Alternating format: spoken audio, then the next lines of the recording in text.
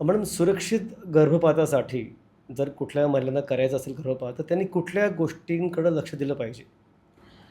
सगळ्यात पहिली गोष्ट सुरक्षित गर्भपात तुम्हाला करायचा आहे, तर तुम्ही ज्या ठिकाणी मान्यताप्राप्त गर्भपात सेंटर आहे, त्या ठिकाणी तुम्ही डॉक्टरांना कन्सल्ट करा.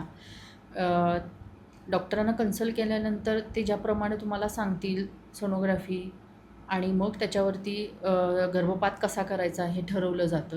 म्हणजे तर गोळ्यांनी किंवा हां, सर्जरी जी गोळ्यांनी काय असेल? करायचं आहे का सर्जिकल करायचं आहे, हे आपल्याला सोनोग्राफीच्या प्रेग्नन्सीचे जे काही आठवडे भरले जातात, त्याच्यावरती बेसिकली डिसाईड करावं लागतं. तर हे तुम्हाला डॉक्टरांकडे गेल्यावरतीच कळेल आणि त्याप्रमाणे जर का मेडिसिनल होत असेल तर मेडिसिनल, मग त्या टॅबलेट्स तुम्ही डॉक्टरांकडूनही तुम्हीही जाणून घ्यायला पाहिजेत की किती तासांनी घ्यायच्या आहेत, त्याचे काय धोके आहेत किंवा नोन काही इफेक्ट्स आहेत हे तुम्ही जाणून घ्या. जर सर्जिकल करायची गरज वाटत असेल तरीसुद्धा त्यामध्ये काय धोके असू शकतात, काही नाही असतील, तर ते तुम्ही त्या डॉक्टरांकडून जाणून घ्या आणि ज्या ठिकाणी मान्यताप्राप्त सेंटर आहे या ठिकाणाहूनच तुम्ही केलं तर सगळ्या गोष्टी ह्या सुखकर होतील.